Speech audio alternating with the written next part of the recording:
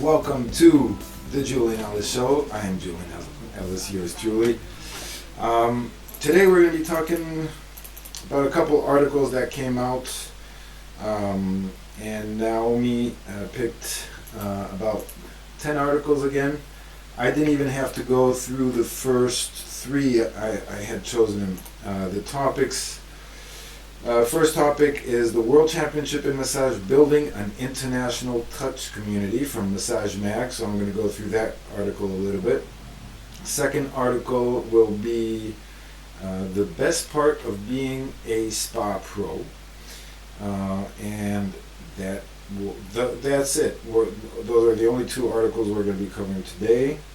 And the first one is a topic which is very dear to my heart.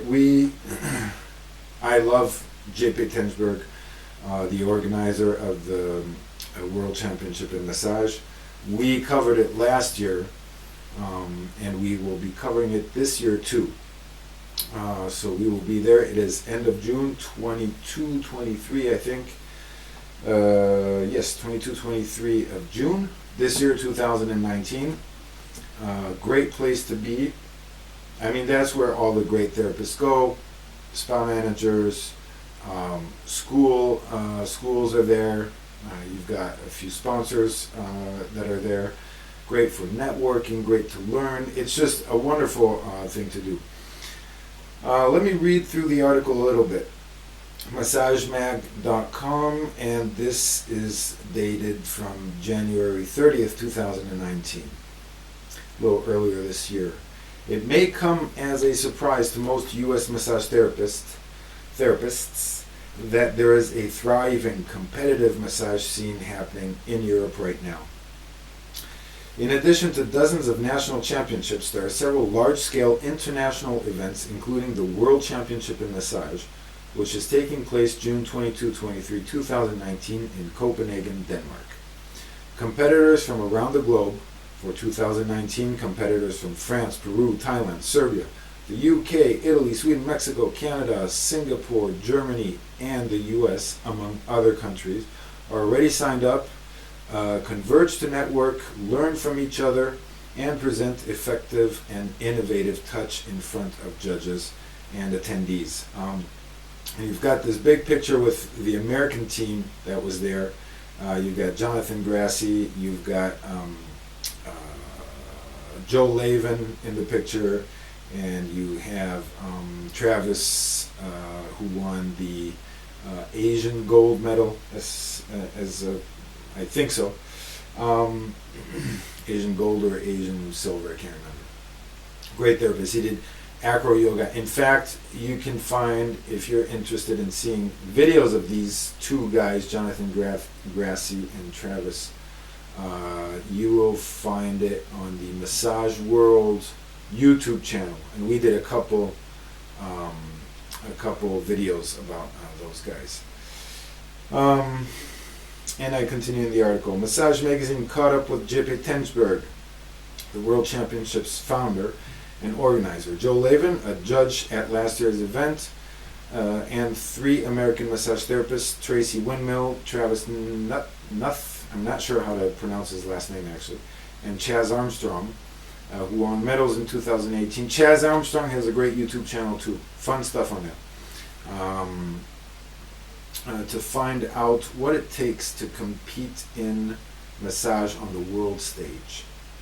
An emerging trend, the World Championship in Massage sprang from the mind of Tensberg, a former professional football player who started his own massage school. According to Tensberg, the idea came from a brainstorming session about how to gather the best massage therapists in the world and compare styles.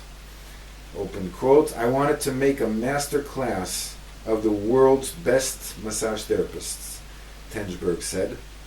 I thought to myself, maybe you can put them in the same room and have them teach each other. Then I had the idea of making it a championship. Tensberg's organization, the International Massage Association, held its first national championship in 2016. Tensberg and his team expanded the event in 2017, naming it the World Championship in Massage, and opened its doors to therapists from all over the world.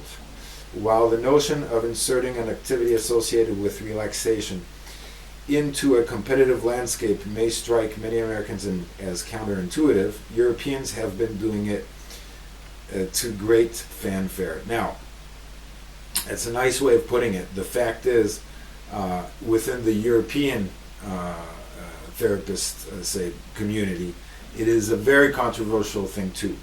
We have, since last year's event in 2018, we started the European Massage Association and European Massage Championship. So there was a great event there that I was involved in organizing. And we had therapists, in our case, from all over Europe, and we wanted to kind of make it a stepping stone to go to the World Championship, because and we worked with JP on this, with JP Tenchberg. And the winners from the Euro the 5 winners from the Euro had free tickets to go to the World Championship. Now, they're saying here that Europeans kind of just jumped into it and are not questioning the fact that massage could be a competition. That's not fully accurate. The Europeans are, in fact, I would say even more so the French in particular, I live in Paris, France, are very critical of the whole endeavor. And, we must not forget, like what JP started doing and what we wanted to do on a European level was to celebrate the know-how, the trade, and the therapists. We wanted to give it, and what JP said, create an environment in which therapists can meet, learn from each other, showcase what they know how to do. So the championship, if you think of it, is really almost just kind of it's an excuse. It's an excuse. There's it's not the medals. It's not that they're a bait, but they're, say, a good reason to go there, kind of work on your notoriety as a therapist, and so on. But I would say that is only one part of these events. The other very major part of it is really, as JP said, was to get everybody in one place. And as these, indeed they're a trend, and as these competitions grow, you've got more and more people coming from everywhere in the world. And at the European our championship, the European Massage Championship, took place end of March this year, 2019. A huge success, and the reason why it was a success is exactly related to the topic I was just talking about this thing about competition and so on. I can tell you, everybody who left that championship, the Euro Championship, was absolutely delighted, and not everybody got a medal. And the thing is, everybody realized that it was a celebration of the trade of massage. That's what it is. And we wanted to celebrate quality people who work hard, who've got things to show. Every massage is a unique moment. Every therapist is a unique person, and we wanted to showcase that exactly like JP wanted to showcase that. And so the competition, again, is just the competition is the framework. What happens in there is much bigger than the competition. These are the first moments in the history of massage where all of these therapists from everywhere in the world get to meet. There's no other place where that's actually possible. There are spa trade shows, there are wellness trade shows, but then you've got that this little group of massage therapists there, and then you've got the people doing the nails here, and the people doing the hair there, and then the skin products and so on. And we've talked about this stuff. All this is good and dandy, but it's not focused on an event for massage therapists. So this is why these events are so great, way beyond the championship side and the medal side. Now, don't get me wrong, the medals there are judges, there's criteria of evaluation, there's qualitative, quantitative data, which is looked at during these championships, and it's not an easy thing to do. Judging a massage is not easy. In fact, you talk to any judge, it's a hard thing to do, and everybody knows that, including the organizers. Absolutely everyone knows it. Except at some point you have to give yourself some form of, some way to formalize what you're seeing as a judge. You can also get feedback from, say, the client. It's not a paying client in the championship, but you get a feedback from the receiver. and then you judge the massages. And in fact, everybody who gets a medal, I mean, it's not like people get a medal and actually they're not good therapists. These are all great therapists, right? So there is kind of like a natural selection of things, and the judges are massage school teachers, directors, association directors, therapists themselves, experienced therapists, and so on. So you've got a lot of very experienced people who look at these therapies and are able to judge them. All right, I'm going to stop on that, on my own talking, and I'm going to get back to this this article. According to Tracy Windmill, who medaled in 2018 in Europe, it's huge. She says the therapists that win over there get treated like celebrities. To a certain extent, it's true. Konstantina, who won the 2018, she got 2 gold medals in Western Inspired, and she got the overall gold medal. She's been traveling all year long, from country to country. Spas are calling on her to come work with them. She's getting opportunities. Like, it's kind of like a Miss Universe type thing within the world of massage. It's kind of fun.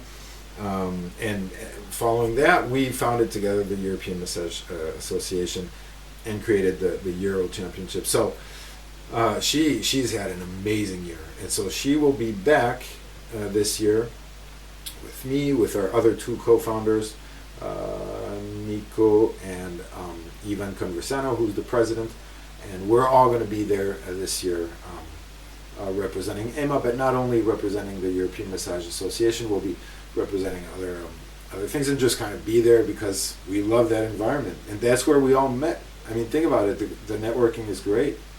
You meet wonderful people. You also meet, what you have to understand is, you may argue that they're not necessarily the best therapists in the world, right? You can say, well, what do I know if some guy in the south of France or somebody else in Oklahoma is just a better therapist? What do you know? Well, true, but one of the things that comes along with these events is that you have the people who by nature are proactive in their careers, right? So they are willing to come out and show what they know how to do, have it evaluated, meet other people. These are proactive people. So it's all good and dandy if we go back to the Oklahoma or south of France person, if they're there in their little studio, in their little spa or whatnot, and they're not showing the world, we can't know they're great. If you know great therapists, if you are a great therapist, come to these events. Don't worry about the championship part of it. Don't worry about the medal part of it. Come meet other people. Meet other therapists. Meet people who want to exchange, who want to show what they know how to do and learn what you know how to do. Right? So this is the great benefit of going to these championships. Now, let me continue. America brings something new. Thus far, the participation of American massage therapists in the World Championship has been fairly small. In 2018, there were fewer than 10 Americans out of 130 participants, which is not that bad when you think about it, right?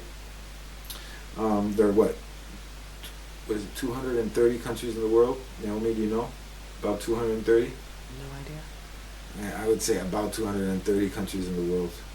Hopefully I'm not too far off. But 230 countries, there were 38 represented last year. At the Euro, there was about 15 represented. And 10 Americans is not that bad, actually.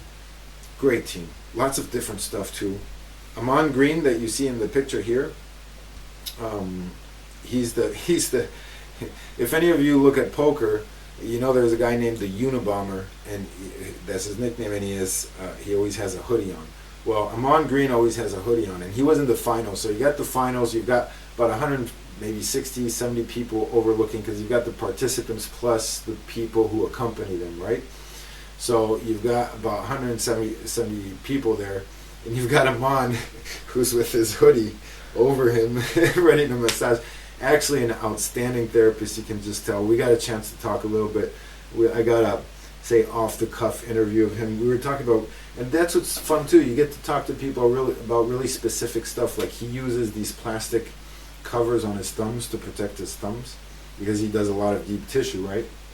And so he was showing me these little things that I had never seen before. So you just get a little info here and there. You can find actually that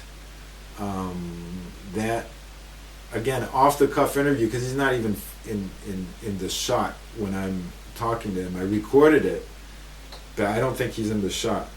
So whatever, but you can hear him talk about it. It's kind of fun. That is on the Massage World YouTube channel. You can find it there. So let's go back to the article. Despite their small number, Americans have made an impact, Tenchberg said. The Americans are doing something that we do not do in Europe, he said. They are bringing something new over. Apparently, the judges agree, as roughly half of the Americans present at the 2018 event medaled in their categories. Windmill won silver in the freestyle category. Chaz Armstrong won silver in chair massage. Jonathan Grassi, and there was a lot of interesting stuff with the chair massages. You had a guy from Israel who had invented a whole new protocol just for the championship, and he did a full chair massage with only, wait for it, only his knees. Only his knees. He did not use his hands, so he balances with his hands, but he's got this kind of like balancing act going on where he will use both his feet to tap on the person's back who is on the chair. Real interesting thing to see. Kind of hard to imagine it if you don't see it, but it's I mean, voila, you know, and that thing might stick or it might not, but damn it, you got people trying out new stuff, right? So back to the article. Chaz Armstrong won silver in chair massage. Jonathan Grassi won bronze for freestyle, and Travis Nuth took home the gold in freestyle. So it was in freestyle, not in Asian, as I said earlier. Apologies for the mistake. And I continue to read. I know this is a long trip for Americans, Tenchberg adds, but it's important that they come over. Armstrong, who traveled to the event alone, said he felt very welcome in Copenhagen. Most of the people there understood English, he said. The cool thing about this competition is that no matter what language you speak, there's only one language of touch, and if you've got that touch, they're going to see it. Indeed, and most people do speak English at least a little bit, because that's obviously in an international setting like that. That is obviously the language that you'll be speaking. What to expect? Flying across the world to compete in front of strangers can be intimidating, but we have also a video about that, the competition atmosphere, and how it can be a little stressful. So we've got that on the Massage World YouTube channel. All right, let me continue. But those who have made the leap have found the experience rewarding, according to Joe Lavin. Hello, Joe, if you're seeing this. Who served as a head judge in 2018. We've got an interview of Joe Lavin too. We interviewed everybody over there. I got to see some things that I've never seen before, and I got to meet a ton of people from all around the world. The article continues. Regarding what a new participant can expect, Windmill said, when you arrive, you are selected to be in groups of 3. One is the giver, one is the receiver. No problem at all. One is the giver, one is the receiver, and one is the witness watching. The receiver is part of the judging criteria because the judges check with them and get their feedback. Indeed, and we repeated that in Italy for the Euro Championship, because you got to get feedback from the receiver. You know, it can look great. But ultimately, only the receiver can say. There are 5 main categories: Swedish, wellness, chair, and freestyle Western, Western inspired, and Eastern inspired. Judges are looking at the technique the therapist is using, body mechanics, flow, innovation, interaction with the client. On the second day of the competition, they choose 8 participants to then go on. Windmill said everyone is a contender for a medal, gold, silver, or bronze, for their categories, and then there's a gold, silver, and bronze for overall, which is that one that Konstantina Makri from Greece won. So she won for, I think it was Western or Wellness, and for the overall. Whoever is a contender for the gold in their category ends up in front of all the participants, the final that I was mentioning earlier, right? There you have an hour to give your massage while 130 participants watch you. Each of the audience has a point or a vote to give to one of the 8 finalists. And there are also judges at this round, Windmill said. When you're a finalist, you are massaging a judge. Under that, there's a picture of Chad Armstrong himself. He's got a towel over his head. I assume because he's sweating. It's kind of funny to see. You see another one of those things, as I was saying earlier, you get all these insights, little, tidbits, techniques about how people handle the very, what might seem as minor issues during a massage, right? It can, during a strong deep tissue massage, sometimes the therapist can sweat. And if you do, how do you handle it? You don't want the sweat falling on the client, right? Well, here you see Chad Armstrong has a towel right over his head. Chaz Armstrong, sorry. I hadn't seen him do that during the championship, but it's kind of a funny picture. The article goes on. Here comes the judge. Regarding the judging process, head judge Lavin has an interesting perspective. Massage therapists are artists as much as we are therapists. Our work is very personal, so judging is a heavy responsibility. There was a lot of gut checks along the way. You've got the criteria is nice, but it's still subjective, and indeed, that's why you also got to ask the receiver, right?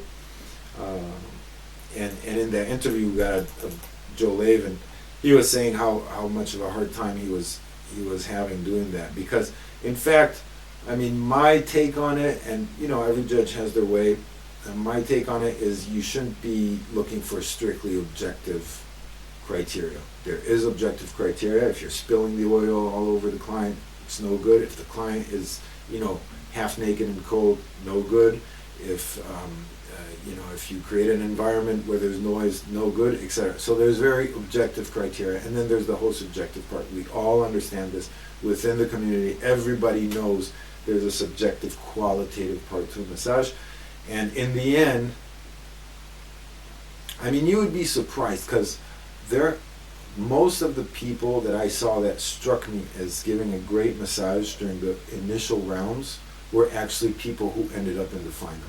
And the same thing happened in the Euro Championship, which I organized, but I didn't judge. I was completely, me and the other 3 founders, Nico, Ivan, and Konstantina, we were not involved in the judging itself. We were organizers, right? But I can tell you there were a couple people I saw in the initial rounds. Those people ended up in the finals, because you can just you see a massage and you can tell the person is really, getting a lot from it. As a receiver, and ultimately what it comes down to is, would I want to get that massage? And in some cases, no. And we also all have our personal preferences. I'm not a fan of Thai, but ultimately, you see a massage and you say to yourself, "That looks amazing," and that person must be so relaxed. All right, and we're back, and I'm probably a little different than before, because our camera shut down. Not our camera, Naomi's camera shut down.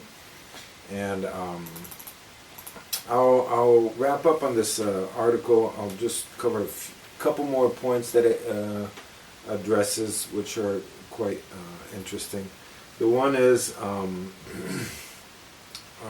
what it takes to compete. Even though massage therapists are usually very giving people, that doesn't mean they don't like to win. Indeed, and in my experience in these competitions, a few people become very competitive, maybe too competitive. Yes, you spend money, you put time aside, you go all the way to Copenhagen, or for the Euro, you go to Spinamberto, Italy. It is a big kind of like investment, time and money, and you want to go back you want to come home with a medal. That's a natural thing. That's normal. It's healthy. The only thing is when that becomes, say, the only reason for going. I think for those who, if those who go there with that, only that in mind. In fact, there was a French championship. I was speaking to a therapist a few weeks before, time to time we'd exchange a couple messages, and she was going there to the French championship for a medal. She wanted the medal. All the rest was not important to her, the networking part and so on. She didn't get the medal, very disappointed and so on. And it's normal that she'll be disappointed if that's the only thing she was trying to do. You really got to look at these events as almost like, kind of like a massage convention. And it so happens to be that the format is a championship, and it's great if you take home a medal, but it's just, it can't be the only reason. It can maybe even be the center point, but focus on the people you meet, on what you learn, and on the celebration of our trade in massage.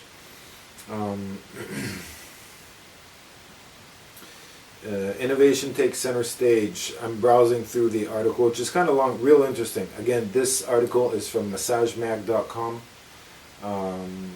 Massage Magazine, obviously, dated end of January. You'll find the article. Innovation takes center stage. Again and again, when medalists analyzed the aspect of their massage, they caught the judge's attention. The same word keeps coming up, uniqueness. When you do your routine, they want uniqueness, said Armstrong. When you're putting your routine together, think to yourself, have the judges seen this before? If they have, then don't show it. Or as Travis Nuff puts it, I created a uniqueness. I did a type of therapeutic acrobatics. I have the client on my feet, with my feet somewhere around their waist or around their back, somewhere where it's going to be safe, but where it's also going to create compression in the body to work out some of those knots and things. It's very different and very unique in terms of things that it can do, he added. I believe that's what put me over the edge. Now, what Travis did, we interviewed him. Again, you can find that on the Massage World channel, YouTube channel. He did what he calls, it's a light version of acro yoga, he says. And so it's very yoga oriented. There's, it's basically fully body work, but a lot of it is done in the air. It's very impressive. It's quite beautiful to look at. I don't know if personally I would like it. I'm kind of curious about it. I don't know if I would like it, but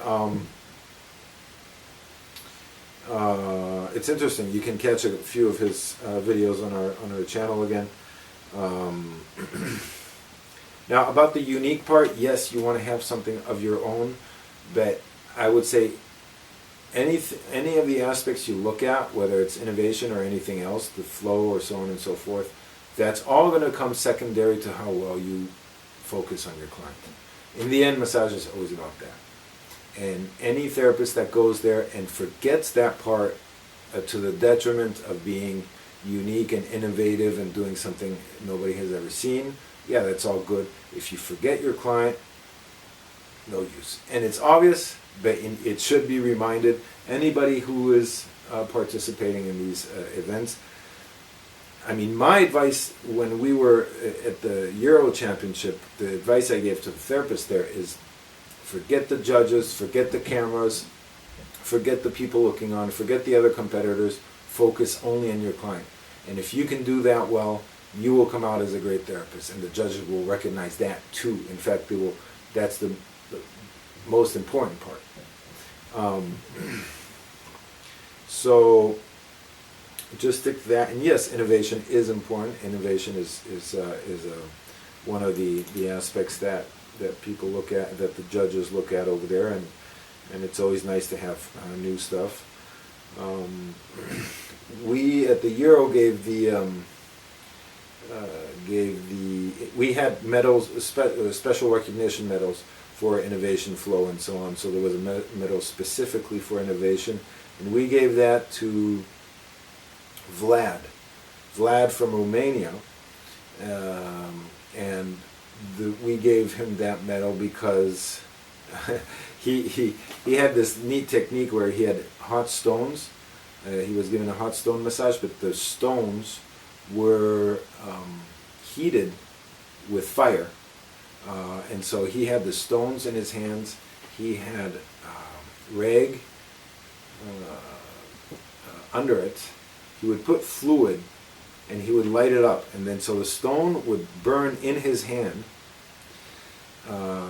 And it was all very soft. It's not like everything is flaming everywhere. It's just a little flame and it's heating up. And then he would turn out the fire just by doing that, and the rag would go over the stones and put the fire out, and then he would put the stones gently over his corner. And we saw that, and I don't know if that's a technique that used to exist or exists and he just simply revived that, or if that was his invention. Nonetheless, none of the judges had seen that before. So he got the innovation medal mostly for that, say, move, if you can call it a move, for that technique. And Vlad has a very soft and gentle way about how he goes. So it's all just very flowy, and you've got flames and you've got a client relaxing and he puts them down. It's just kind of a nice new way to go about a hot stone massage. So that's how he got innovation. And there were other innovative things. The girl with the bamboos, she was using various bamboo sticks and so on. She was just great, but it didn't quite trump for that medal. It didn't quite trump Vlad. I'm